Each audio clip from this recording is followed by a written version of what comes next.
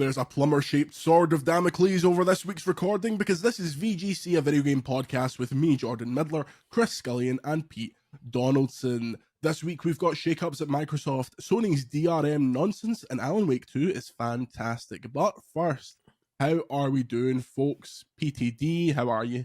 I'm good. I'm worried about your plumber-shaped sword of Damocles dangling over the podcast. What's all that about, Jordan? Look, my lights are leaking. It's never a good thing when your lights are leaking. Yeah, like when crying. electric and a water touches, you know from video games that when an electric and a water touches, you die instantly. What are we talking about here? We're talking about like 12-volt lights. It shouldn't be too bad if it's 12-volt lights, but if it's anything more than that, if it's a filament-shaped lighting fixture, you might be in a bit of bother. But no, so my kitchen has like wee tiny circular spotlights in the roof. Oh, that's all right. 12 volts. That'll be fine. Yeah, it's going to burn your house down. It's like a tiny dribble, like it's a drip every half an hour, but cumulatively, it's just not what you want to see. It's not. Yeah, it's not welcome. And I worry. I think your plumber is a dino rod plumber. I'm just a bit worried because that's how Dennis Nielsen got caught. Have you got any men's torsos in your walls? Men's. Sorry, why am I even? Are we cutting it off at torso or did you? Well, what colour is the water coming out of the ceiling? It's actually like it's all right. The problem is the bath is very full, and so they sent out somebody yesterday who basically looked at it and was like, no chance. I need to send someone above my pay grade. And I was like, you could have described the issue to you. You could have just ascertained that. So what? So did you say the bath was full? So like your bath is constantly full? Like the bath takes like 4 days to drain because there's so many body parts in it. But that is like apparently causing untold chaos to the lighting fixtures of this home. Look, it's a home in Paisley built sometime in the 1910s. So you could just stopped it as a home in Paisley. Yeah, exactly. The entire floor is like a waterbed. If you can't secure your house for water damage in Scotland, what can you do? Good God. Chris, what's the most dangerous element of your home? Probably just now, like the general air, because like my wife and daughter have had a really bad coughing spell for 3 weeks, and it's suddenly stopping, and now I've caught it. So like basically, there's just droplets all over the entire atmosphere that's just killing us all.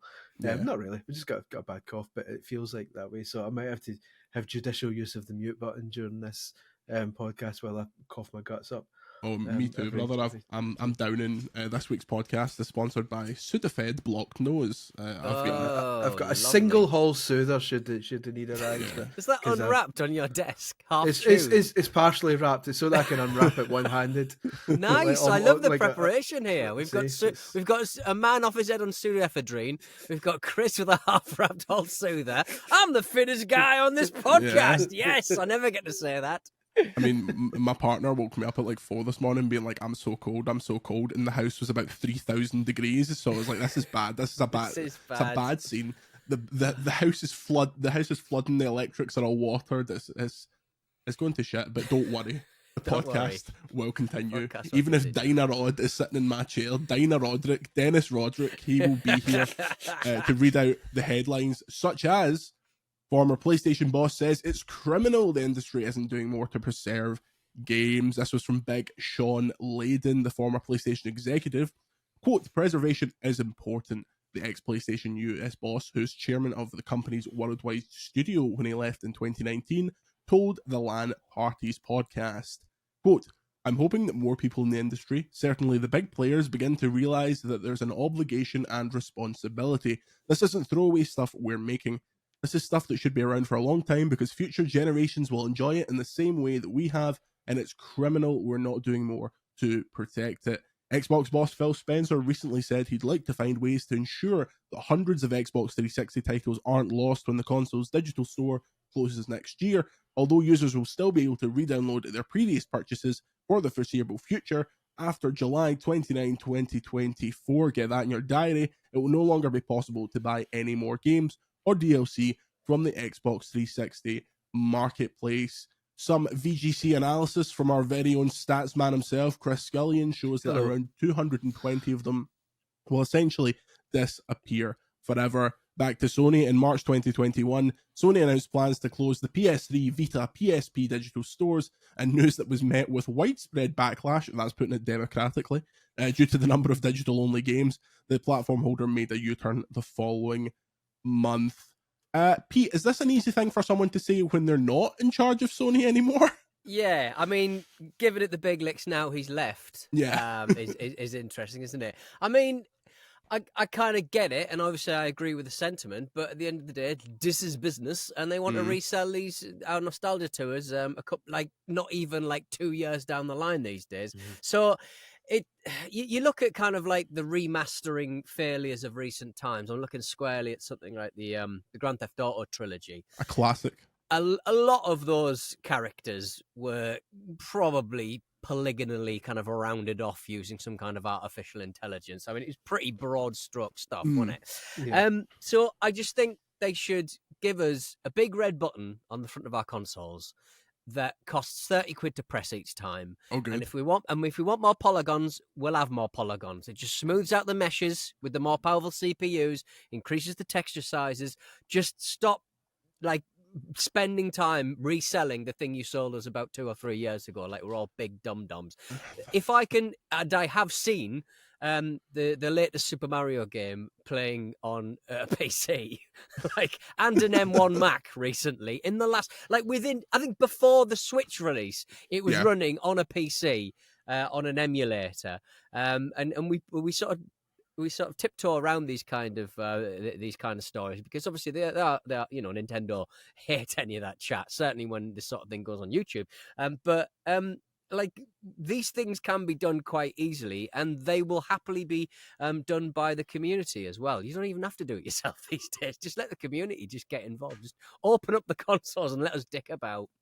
That's the thing. There's such an element of can't be bothered about it because obviously there's a big kind of hurdle for a lot of stuff just purely based on licenses, and the idea you hear a lot of like your night dives and your limited run, all these people that talk about how long it takes to just work out who owns something. They just go back and back and back, and it turns out it's some like holding company in Taiwan that has the rights to this like obscure Mega Drive game. But it does show up some of these companies that you're a click away from getting really high quality like emulated versions of these old games. Chris, as someone who dabbles, who feeds his children with old games, what is the way that the console holders like do enough to like satiate the preservationists without having to do all that ball ache of trying to relicense like an over the hedge game from Vivendi Ubisoft, Vivendi Universal or whatever? Well, it seems like they do what they're doing, just what Sean Layden did, which is basically talk a good game and then not actually do anything.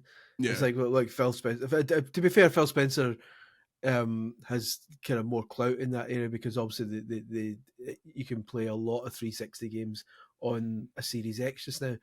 Just the way the backwards compatibility has been really good, but it's still not 100%. And it's all, a lot of them seem to talk the big, we love preservation's important to us, blah blah blah. And then you say, well, how do you do it then? And you go, but it's weird. I think who was it? Was it Night Dive that recently said they wanted to look into a Patreon type situation where I don't know if it was Night Dive, but apologies if this is the wrong studio, where they wanted to do a Patreon where they would essentially make remaster mods for games they don't have the rights to anymore, and release just the mod, and you would have to have your own game. And it was Night Dive. Was a Night Dive, and they're saying that was their way going forward of remastering loads of games without having to secure the licenses to them. They just provide the kind of the shell to clip your game in, i.e. your ROM or your ISO in the future, to make it run on modern hardware, and they don't have to worry about licensing over the hedge or anything anymore. They just provide the tools to basically the extra bits and pieces to get it working. Is that all on PC then, presumably? Because obviously, I think so for providing now, like emulated, switch keys and I don't know what a PlayStation 4 emulator looks like these days, but obviously that's contentious, isn't it? I suppose. Yeah.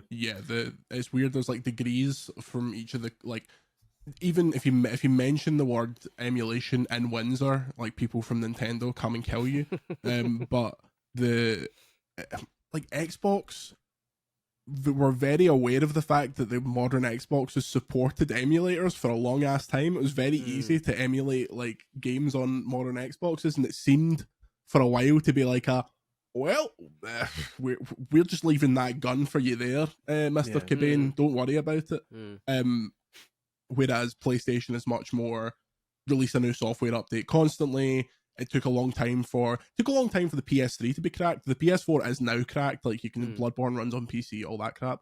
But yeah, it's a situation that I don't think is ever solved on consoles, and it feels like something that will be kind of perennially the hobby of like enthusiasts. Some of it works itself out because consoles are like you hope that going forward, everything the PS3 is like the cutoff. It's like this weird area where before that stuff was backwards compatible up to the PS3, and you could play everything on your PS3. PS3 generation is this weird nebulous no-go zone because they made it out of the worst like hardware possible. The cell processor. It's going to be in your fridge. It's going to be you're going to be able to play Pain on your fridge. You're going to be able to play MotorStorm Apocalypse on your fridge. But then PlayStation 4, PlayStation 5, it's the same ecosystem. You can play. It's like 99.7% of the PlayStation 4 games run on PS5. Right. And you what hope kinky ones though that don't? I want to know. I want to play those. I know. What is that? Is that ones like Guitar Heroes and stuff, or like Rock Bands? That beat no, that stuff works. All that stuff USB, works. I suppose, isn't it? Or is it maybe like ones that will use other peripherals then, like the camera and all that kind of stuff? So I think it's even weirder stuff than that. So obviously there's the ones that Adventure to Go Train Simulator or something. There's that weird train controller. There are 6 PS4 games that are not backwards compatible. You're listening? Afro Samurai 2, Revenge of Kuma Volume 1, obviously. No wonder. Well, it really pushed the very capabilities of the process, didn't it? Yeah. Hitman Go Definitive Edition, which is a shame because Hitman Go is a good wee game. A turn-based, like, kind of 2D, like, isometric job, right? Just Deal With It, which is a title that I'm not familiar with. That, for some reason, goes beyond the power of 80 teraflops. Robinson the Journey, Shadwen, and Is Robinson the Journey about how Andy set up VGC? All right, mate. Welcome to Robinson the Journey. I've got another meeting with an accountant. Press start, you fucking mug. So yeah, it's a situation that you hope is sorted for like modern stuff, but there is just a weird nebulous part of it that will never be sorted out. Chris, talking PlayStation specifically, how many people in PlayStation right now are working on trying to sort the PS3 mess? 7. 7? No, I don't know. It's a weird one. It's like I'm still not. I'm not massively in love with Sony's retro output. Like in terms I know it's crap, isn't it? Like when they were pushing the new PS Plus tiers, they were like, "Oh, we're going to get lots of classic games." You know, all right. And it's not been lots of classic games. Do you want the PSP version of Tekken 6? Because we've got that for you. Do I? and then like stuff like just it just seems so kind of haphazard. Like some of them have trophies and some of them don't. Yeah. And it's like, well, what determines whether a game, like I love Ridge Racer Type 4 and I'm glad it's on there, and that's probably the one game I'm playing most on my PS5 more than anything else just now is the PS1 Ridge Racer Type 4, but it's got no trophies, and it's like, well, why does that not have trophies? And that weird one where you have to stop the big blocks falling on you, like Kurushi or whatever it's called, it's got trophies. It's like, all right, cheers. It's just weird. It's just it seems really haphazard, and it just seems as if every now and then I'll just chuck another one on to keep them happy. Right, and it's like there's so many classics there that just haven't been touched, and it's like what's going on? Like are these coming, or is this going to be staggered out over a decade? It's just like don't worry, Chris. If you're a preservationist, just buy the disc version of any game you want to play because you'll be able to use those discs forever. Wait, what? Headline number 2, the PlayStation 5's optional disk drive requires an internet connection to connect. The upcoming optional disk drive for the PlayStation 5 will require internet connection to pair for the first time. This was spotted as all of these horrible bits of news are, they're spotted in the back of a box for the upcoming Modern Warfare 3 PS5 Slim bundle. Players who purchase the new model with the optional disk drive will be required to connect to the internet when pairing it to a machine for the first time. Look, this is a headline that is obviously very scary, but it's more than likely just a very quick firmware pairing to make sure that it's a legitimate PS5 hard drive. If that's all it is, I don't think there's too much of a problem. But Chris, you looked more into this, and it seems that there's more to this than just a wee quick download. Yeah, it's a weird one. I don't think it's necessarily a massive issue either, because you would hope that the problem here is you're looking 15 years down the line at when PS5s no longer connect online, maybe even longer than that further down the line. And at that point, if you happen to have a brand new disk drive, it won't work because it can't connect online. So that's the issue we're looking at here, is so far down the future. But yeah, it appears that it's to do with every console, even now, like current PS4, PS5, and the Xbox consoles have a pairing thing where the disk drive, each disk drive and console, when they're first used together, they make this pairing that can't be broken, and it's an individual, unique kind of handshake between those two. So I think Wired a few years ago took apart two PS5s and swapped their disk drives over, and they wouldn't work because they specifically work with those. The original console that was provided with. So I'm assuming, and apparently it's for piracy reasons. It's to stop people tampering with it. Also stops repairs. It means you can't fix your hard drive. Pete making his own disk drive and trying to fit it into the PlayStation 5. Frankenstein, Pete. Just want to take the DVD player out of my car. I discovered this week that my car had a DVD option. Which was bizarre, and I went past and the only DVD that I own is season 2, disc 3 of House. So I was watching season 2, disc 3 of House, a show I've never watched or loved, in the car. So I was good. Stationary only. I was going to say that seems like a slight hazard. I used to think that cars with screens in the back of the driver and passenger seat for kids to watch was the most American opulent thing in the world. Massively, and then you go back and see that, and it's like a screen about the size of like an iPhone 3, and you can barely tell what's going on. The viewing angles are really severe as well. Yeah. But here's the big story. This is me getting my crystal ball out, giving it a good buff. This is going to be your story when these come out. This will be the big story. Is that you cannot. This is a guess. I'm not stating this for a fact, but the way this sounds like the pairing works, you will not be able to take a disk drive out of your PS5. These external drives, once you've connected to a PS5, it's stuck to that one. You can't take it out and put it in another one, because the pairing will have already been done. That's my guess. So the big bombshell story you're going to get is, oh, me and my friend both bought a digital PS5, and we can't share the disk drive between us, because when I take it out of mine's, it's stuck to mine's, and won't acknowledge his. So that'll be the thing that there's a lot of kind of use cases that, obviously, if you're like the CEO of PlayStation, you just be like, oh, come on, how many of you are actually doing any of this shit?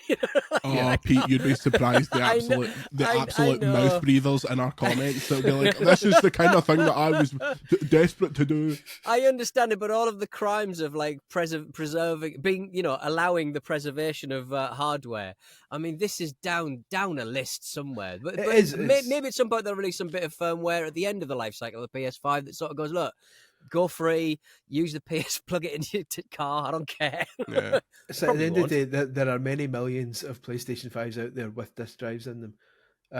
So like if in the very, very, very worst case scenario, 20 years down the line, you buy an external drive for a PS5 and it doesn't work, I'm sure you can track down another PS5 that's got a disk drive in it. You're not. This isn't a Van Gogh Pikachu card, mate. There's plenty of them.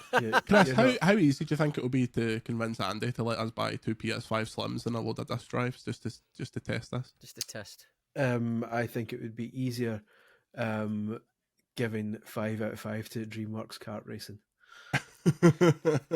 VGC gives 5 out of 5 to everything, especially if I'm reviewing it. Next story. Ubisoft has delayed a large game thought to be Star Wars Outlaws to the next fiscal year.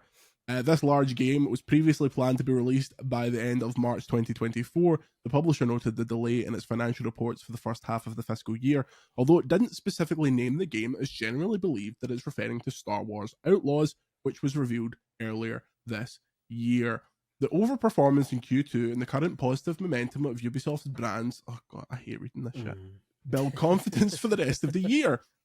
The company can therefore confirm its announced guidance of a strong top-line growth and non-IFRS operating income of approximately 400 million euros. That's what I thought it was, without releasing the other large game it had initially planned to launch during the last quarter of the current fiscal year. The company has decided to launch this other large game in financial year 24-25 so as to maximize its value creation. Do you want me to anti-bullshit that for you?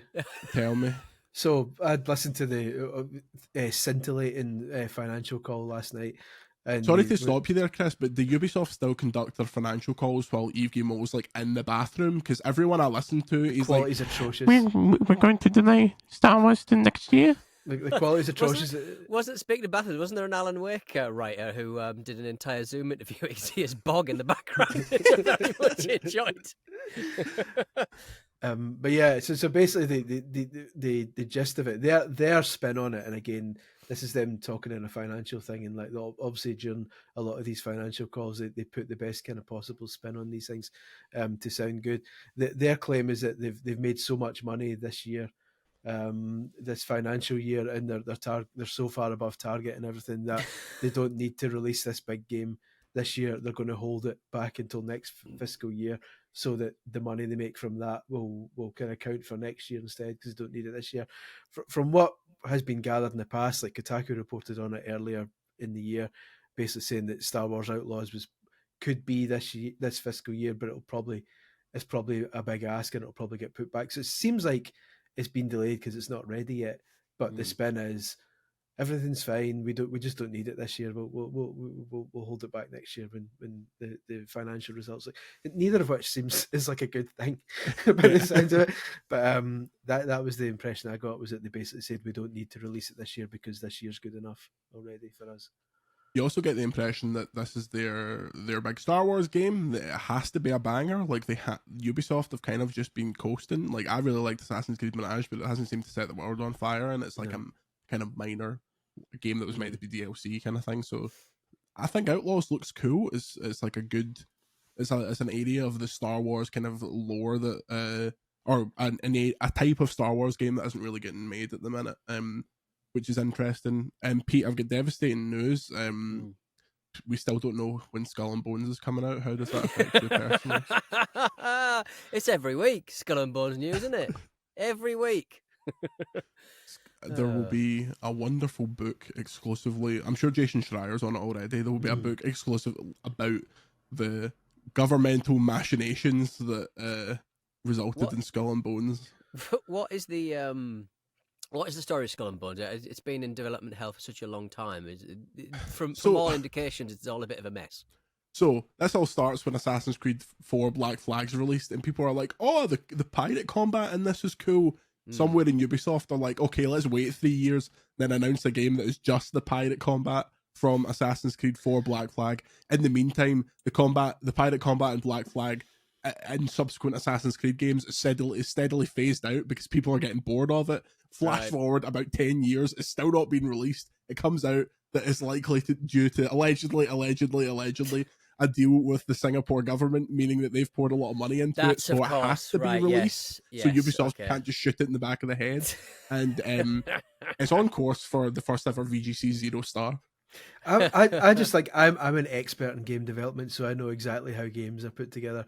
I just don't understand how it's taken this long to load up Assassin's Creed 4 and just delete the land. Because that is basically all they should have done. I don't understand. It's probably like the whole. Remember, like Assassin's Creed was kind of beset with quite big, weird waves. Like the waves would be absolutely massive. Maybe they're just trying to iron all that out. I think they got to the point where they were like, "Oh, we're not going to let you control the pirates, and the best part of the ship combat was when you got alongside another ship and you like swung on to the other one. That's what it was all building towards, was you getting on and kicking your head in, and then if you can't do that, then what's the point? Like, oh no. Speaking of development hell, did you see that somebody? I've got like a mate who works in kind of like, you know, for a video game kind of media company, who was doing some promotional material for the video game. Is it Skylines, the new City Skylines 2? City Skylines 2, the new game, and it wasn't running particularly well pre-release, and you know they were saying, you know, patch is going to sort it out. But this morning, somebody sort of revealed, and I've got it up on the screen here. Yes, this was in my queue to do as a story later today. It's running a bit poorly at different times, and someone's noticed that there doesn't seem to be any sort of level of detail on the little pedestrians, of which there are millions in this game. They've all got perfectly modelled teeth, and there doesn't seem to be any reduction of detail as you get further and further away from them. So no wonder this game is running like a nightmarish hellscape. That is amazing. Because everyone's got teeth. These PCs are trying to run a game where every single thousands of Naughty Dog quality NPCs are running about this street. Oh, enjoyable. I love stuff like that. One of the headlines pre-release was like City Skylines 2 is a return to SimCity 2013, and I was like, oh great, so the company behind it's going to get absorbed by EA and shut down any minute now. I mean, these are basics. I even know that. You know, that's why, you know, I did low polygon modelling at university, and even I know that.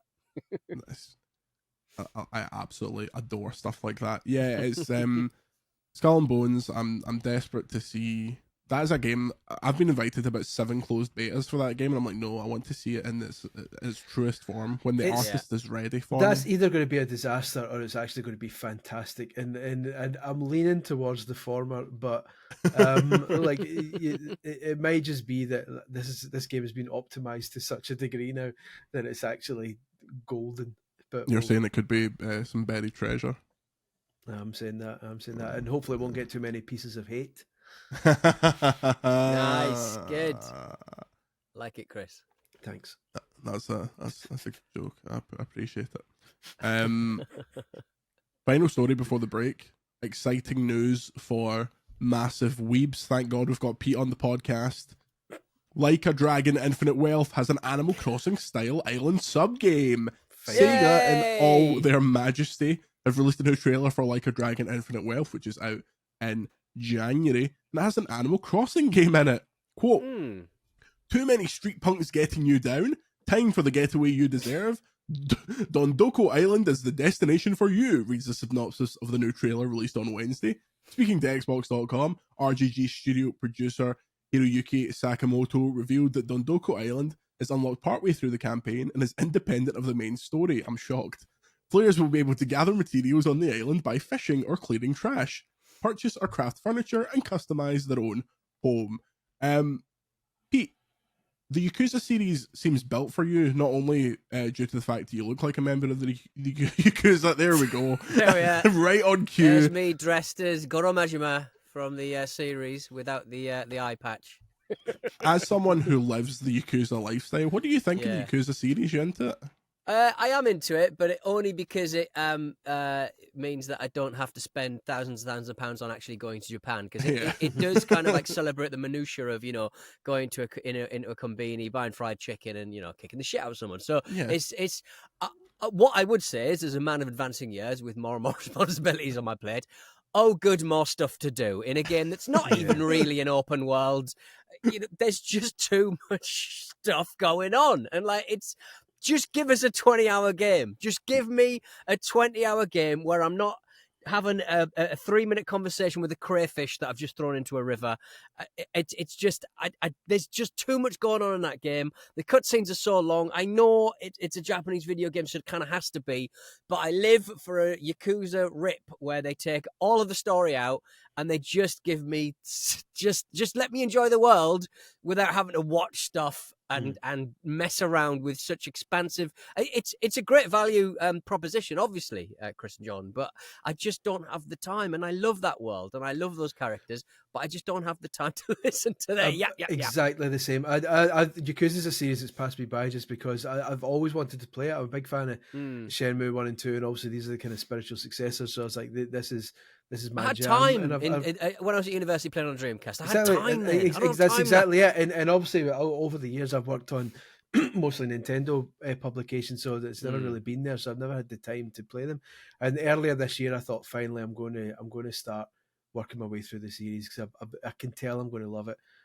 So I started a lot of general kind of consensus is that even though it wasn't first, you should start with 0. Because it's like it's an excellent. So I was like, okay, so I started with 0. I was like, this is really good. I'm loving it. But then I was just like, this is a long game, mate. And I ended up getting like 60% of the way through it, and I was like, "And what, you want me to play through another 6 of these?" I was like, "No, I'll wait till I retire, and then I'll get through them because there's just no time." It's just up your PS5 DVD drive works. Exactly, or I'm gobbled. But yeah.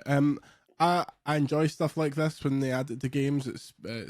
It speaks to me of developers that are like, I played tons of Animal Crossing. Can we just shove that in our game? I don't want to go to work for Nintendo, but can we just like do a wee bit of this here? It's very much skateboarding and Metal Gear kind of energy for me. Right.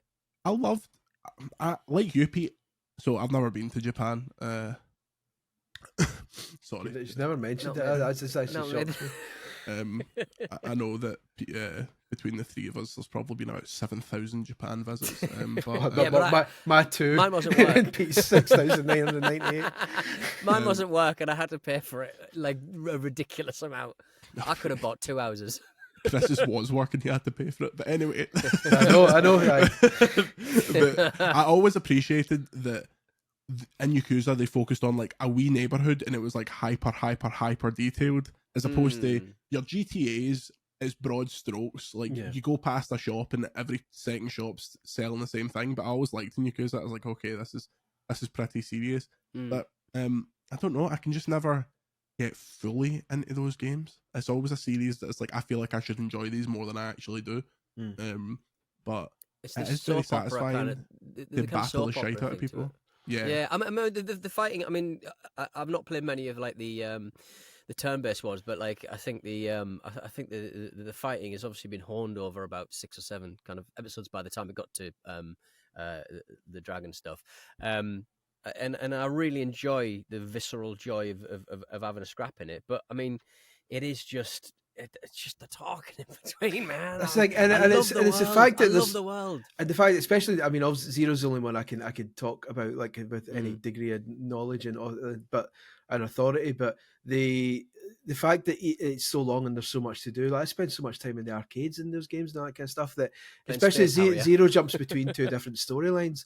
And there's so many characters just in that one game, so that when it jumps back to the other story and someone turns up and goes, "Oh, me again," like, who's that? I can't remember who that is. Is that like a bad guy? What did he do? And I'm just, and it didn't help that I'm playing these games at night and I'm shattered and I'm just forgetting lots of like cutscenes and stuff, and I'm just like, I don't know what's going on here. I'm sure it's gripping, but yeah, I'll one day I'll plug through them. I'll get there. Yeah, right on your deathbed. Yeah. We're halfway through the podcast, still no plumber. When we return, hopefully my lights haven't electrocuted me, and we'll have chat about Alan Wake 2, Super Mario Bros. Wonder, and I've played a bit of that interesting Metal Gear collection. See you in a minute. And we are back. First in the queue this week, an excellent game, another 2023 banger, Alan Wake 2. You can read my review on VGC. It got 5 stars and it got mega reviews around the grounds, which I wasn't super convinced it would, because it's a game that I feel like could turn people off. So it's a survival horror game, sequel to 2010's Alan Wake, which was a bit of a cult hit. This game is much scarier, much more of an actual survival horror. Think Resident Evil 4 remake, that kind of shooting. You're jumping between 2 storylines. One of them you're playing as Saga Anderson, who's an FBI agent investigating these culty murders in nondescript Seattle, this tiny town in nondescript Seattle, full of Finnish people, which is standard for Remedy games. They're from Finland.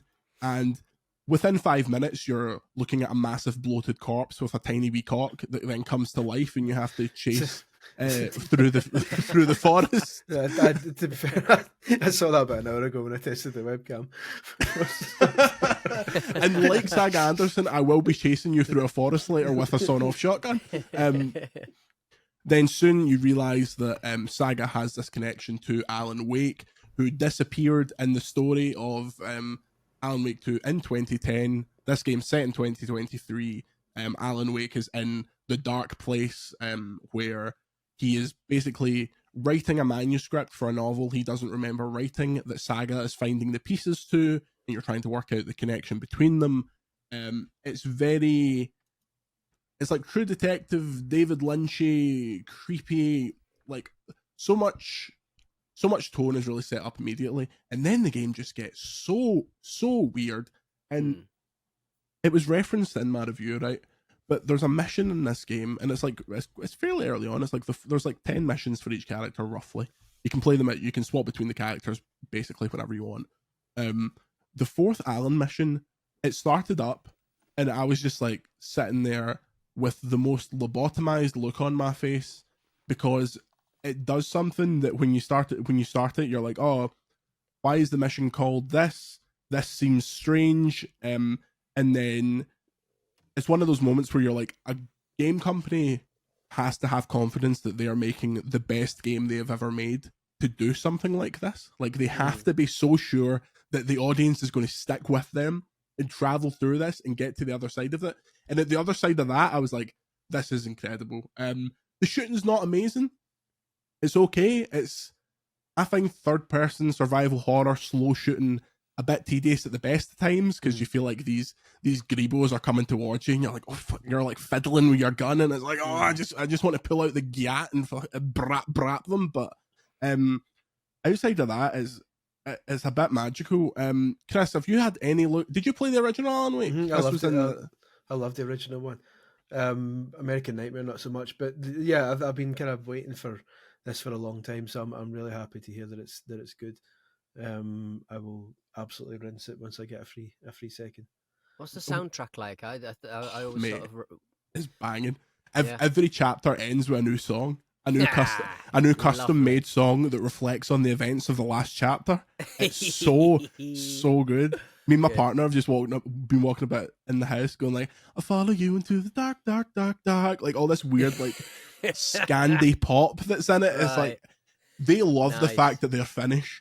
They are so obsessed with the fact that they're Finnish. It's fantastic. It also connects to the other games in the Remedy verse. Like the Federal Bureau of Control from Control is in the game. Right, okay. The creepy janitor from Control, who you meet within 5 minutes, is also in the game singing this like slowed down jazz version of a death metal song. Like it's so weird, but it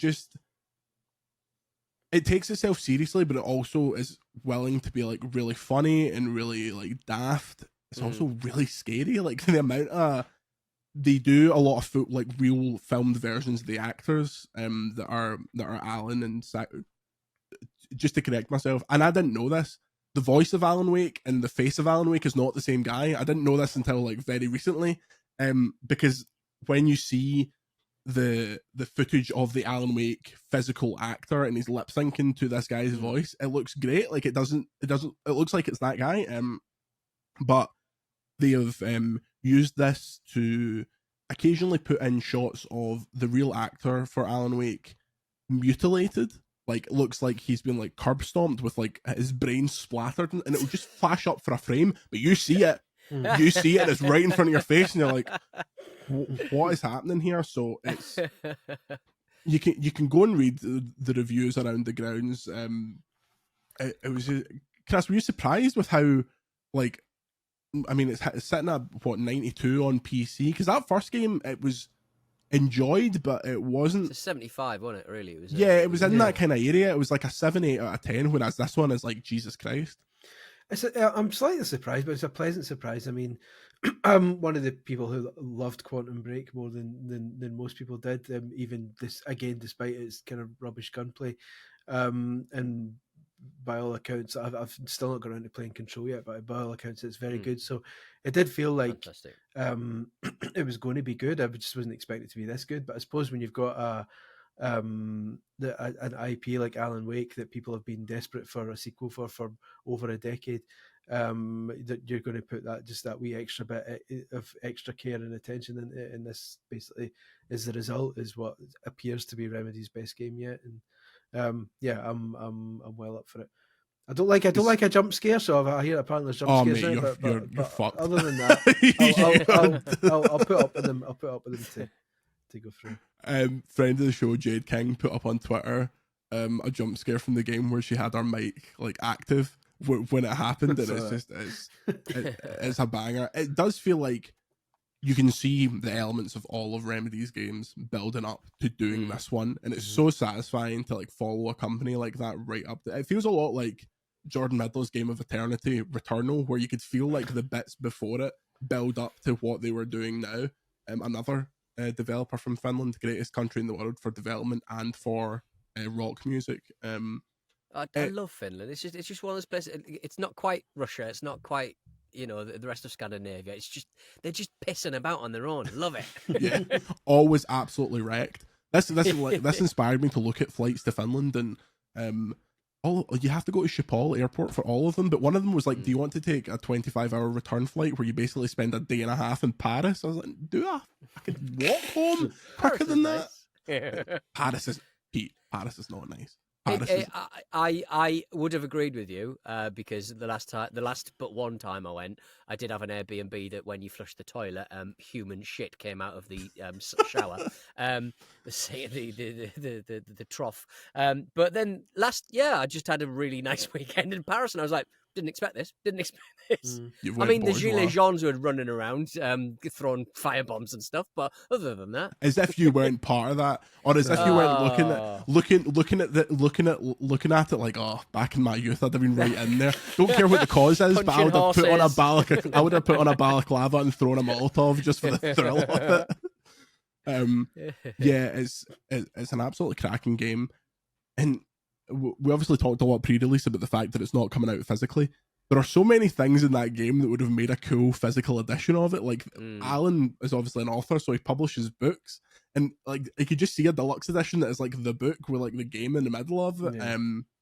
Also, like a hidden file in a cave. Yeah. Or something. Remedy creative director Sam Lake, face of Alan Wake, not face of Alan Wake, face of Max Payne, is in the game, and he plays Alex Casey, who is the protagonist of Alan Wake's books in Alan Wake's universe, but in Saga's universe, he is also Alex Casey, but he's her partner at the FBI. And there's moments in this game that I'm just like, Sam Lake is just having the time of his life, man. Like, he's just... It kind of reminds me of. Do you remember that there was an Amiga and PC graphic adventure called Dreamweb? I think it was I'm thinking of Dreamweb, or am I thinking of Darkseid? Darkseid, the HR Giga one with Alien. HR Giga one. They spent so much money on getting celebrated aliens artist Giga involved that they reportedly couldn't afford any actors for this kind of like mixed media kind of FMV. Graphic adventure, and so they just got the one of the programmers to star in a donkey jacket and a big old moustache, and nice. He was dreadful in it. It was inexplicably quite popular. They made a second game, but it was absolutely atrocious. Well worth picking out a bit of Darkseid. I desperately wanted to love that game, but like it was so difficult. Like, it was a point and click adventure. One, you go up to like constantly eating aspirins. You go up to, and you go up to a mirror right at the very start, and just like he turns into an alien for no reason. You're like, oh, okay. Cool. And the man looks like such a loser in it. It's brilliant. I've received 2 text messages from journalist pals basically telling me I'm doing a spoiler cast on this, so on Alan Wake 2, so keep your ears peeled, and we'll get onto that. It's not the longest game in the world, which is also a nice thing. It's like a 10 to 15er if you're getting like moderately stuck.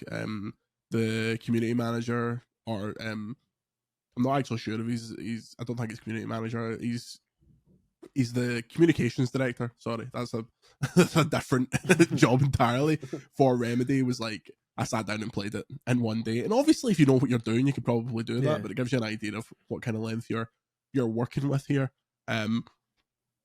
Next up, last night I played just a little bit of Super Mario Bros. Wonder. I got it from Smith's, and I don't know if it's still the case, but it was only £40 in Smith's, which for a Nintendo game feels like free. It's brilliant. It's just so good. Like, it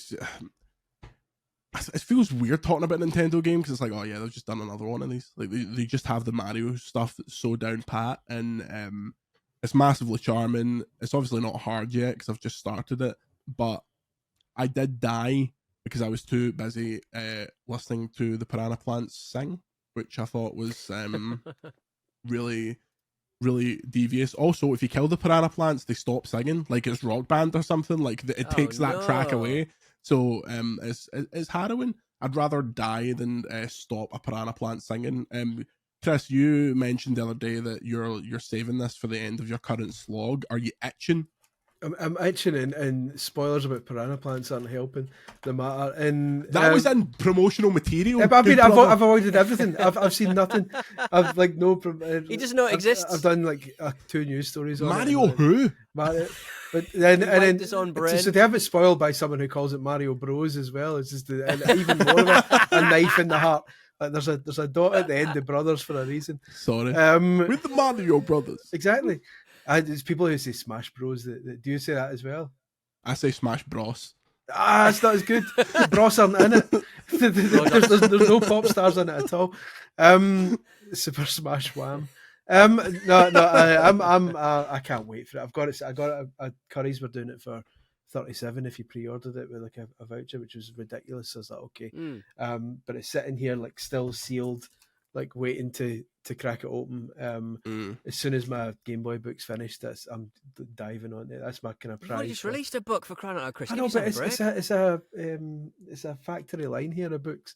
Yeah, he's perennially writing books. As soon as it's done, that's my reward for finishing it. Basically, that's my motivation, and for getting through the umpteenth Game Boy Color shit console port. Pete, you a Mario man? I wasn't until the last 3D adventure on the Switch, and that really sort of Odyssey. I was like, oh my dear, yeah, Odyssey. And, Odyssey's amazing game, man. I mean, from I think the only other Mario game I ever played was on an N64 emulator on the PC.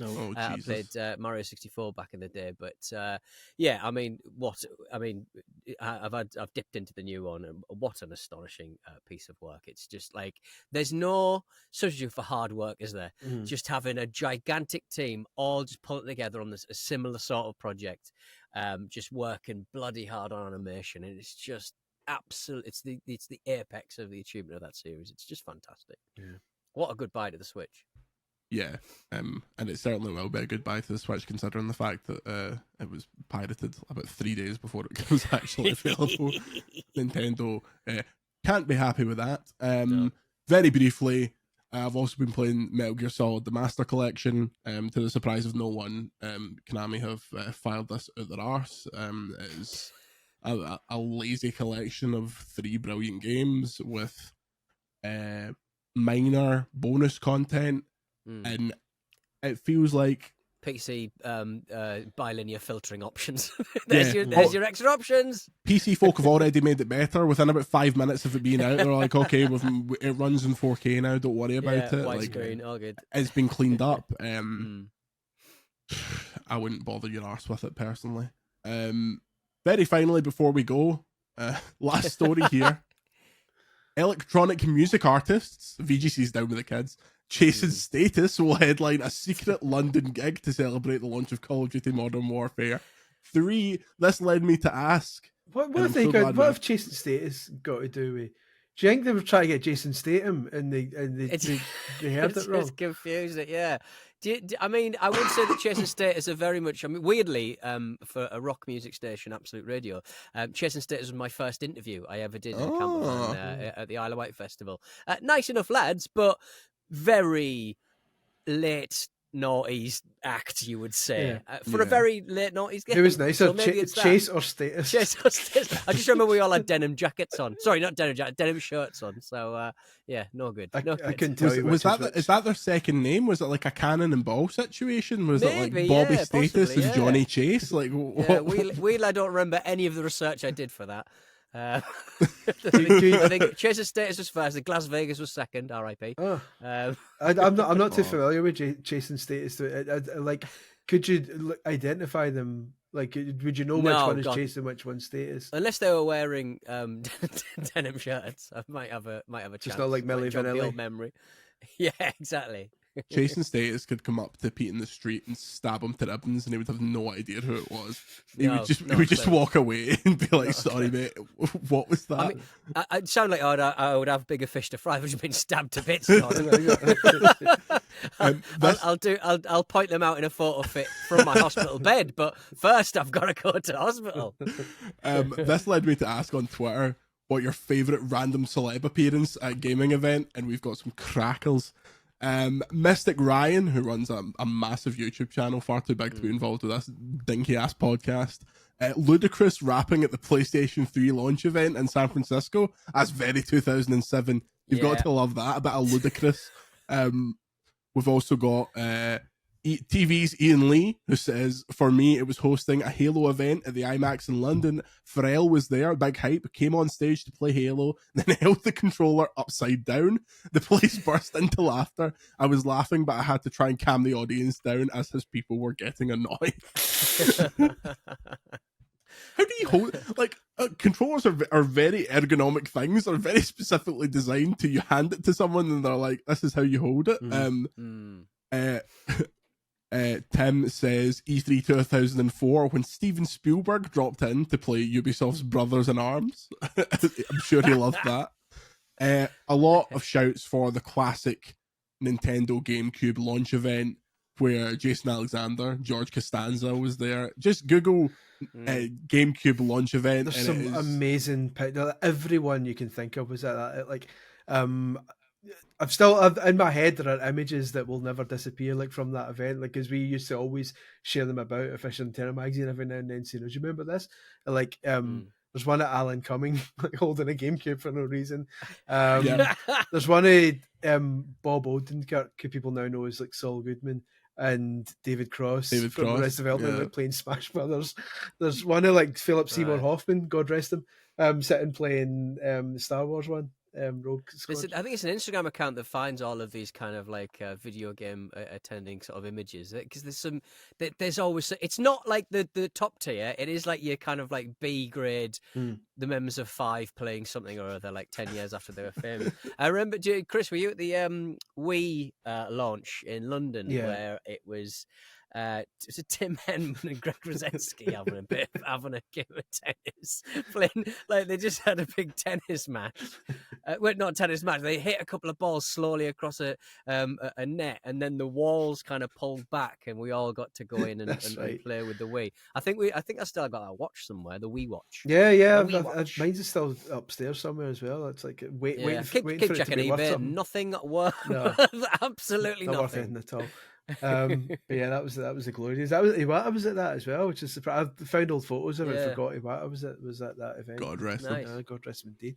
My favourite one of these, and I've dug out the original news article from the time, because it really is a capsule of 2002 PR stunts, was when Des Lynam dyed his moustache purple for Super Mario Sunshine, a game Des Lynam famously loves. It's like reported in the Irish Examiner, and I've got the story here. 4th of October 2002. It says, suave football presenter Des Lynam turned heads today after dyeing his trademark moustache purple. The silver-haired host of the ITV's The Premiership was chosen by video game giant Nintendo to mark the launch of his latest game, Super Mario Sunshine. And it says, sporting a purple moustache to match the colour of Nintendo's latest console, the GameCube. In case you're wondering why his moustache was purple, the presenter said, I am pleased that the true worth of my moustache has finally been realised. It's something I've worn proudly for years, despite what fashions have come and gone. I consider Mario a long-serving brother-in-arms, and long may we both wear our fine facial hair with pride. And then that's a not bad impression, you know. It's just a generic English accent. And then Nintendo announced that it sponsored Lionel's moustache for a year as part of it, whatever that means. But I'm sure he didn't keep it purple for a full year. I'm sure that didn't happen. But yeah. Ed on Twitter points out that at the Call of Duty Vanguard reveal event, T-Pain told everyone in the crowd to pre-order and pre-cum Call of Duty Vanguard. I saw that tweet and I watched the clip. Did you watch the clip that came with it? Yeah. It says pre-order, preload, pre-cum, and I hope you wake up with 3 balls in the morning. All right, okay. Sort of runs out of things to say, doesn't he? Bless him. He just starts sharing his own dreams. And just finally, the excellent moment where 2 of truly iconic figures of the 20th century, Ringo Starr and Paul McCartney, were dragged out at E3 to talk about the Beatles rock band, and they just turn to each other and go, "Oh, I think they want us to talk amongst ourselves. What do you think of the game? Yeah, it looks good. Yeah, I think I like it. That looks good." Yeah. It's just it's so bad. Paul is chewing what it looks like he's off his face in Eckies because he's just chewing this chewing gum and his jaw is swinging around the world like God love. Oh, in fact, I'm going to end with this one because it's really good as well. Got invited to a Destiny launch event in the Oxo Tower. Was delighted, but was kicked out of my seat to make way for Ashley Young and his entourage. Not so delighted. Ashley Young, a bird shat in his mouth. Do you remember when, this is slightly different because we're talking, this is like more E3 stuff like the Beatles. Do you remember when Ubisoft brought out Pele for like a really bad Wii game called like Academy of Champions that happened to have Pele in it? For some bizarre reason, Pele was on the stage at Ubisoft, just like, hey. Then EA took that personally and then teased Pele for an entire conference, like 15 minutes till Pele was on the bottom of the screen. I've done plenty of like little kind of not necessarily in front of a crowd or open to other people, but I've done plenty of like little jobs for different video game companies where I did one for IGN that was Nico Rosberg versus a driving YouTuber for Google Stadia. And so chatting to the F1 driver, Nico Rosberg, I'd just come back from Cuba. Oh, sorry, I was on the way to Cuba, I think. And he'd just come back from Cuba. I noticed off his social media. I sort of went, like, did you enjoy Cuba? You know, any highlights and stuff? And he went, yeah, I think it was okay, but not enough good shops. It's like he wanted some Gucci handbags from Cuba. I was going, do you know the history of Cuba? There's not a lot of that stuff kicking around, to be honest. Oh, lordy. We need to bring it back. I always get excited when I get around that. I got invited to an event the other week that was like, do you want to come down and watch Fatboy Slim play the world's largest virtual concert? I was like, yes, but no. Like, the amount of effort that would take to... It's the London bubble, honestly. It's the Wokarati that get all this good stuff. Thank you very much for listening to another woke episode of this podcast. No plumber, so we'll have to go and... You did speak about Mario for a bit, though, to be fair. We did. He was the plumber. He'd fix it. Mario Bros. Mario Right Said Fred. Yesterday we released our spoiler cast for Spider-Man 2, starring Ewan Moore of Gaming Bible, Stacey Henley of The Gamer, Laura Kate Dale of Accessibility, and Will Nelson of PC Games. And go and check that out. You can find us on YouTube, VGC, search that, ignore the Pokemon crap and find us. TikTok, VGC _news. If you're listening to this, you're very likely, if you're a video watcher of this and you're like, where was last week's episode? Spider-Man came out last week, mate, so there was a bit of a delay, so there'll be not only two video episodes of this podcast going out today, but also the Spider-Man spoiler cast. So shove that up your jacksy, loyal audience, get it round you. We'll be back next week. We're getting to the end of gaming season, lads. The only real biggie left is chasing status Call of Duty Modern Warfare 3. Absolute disrespect for WarioWare and RoboCop. I knew you were going to come up with some shite. About RoboCop. I enjoyed that demo, but it is broken. It's the WCW RoboCop. That's my headspace. It's RoboCop.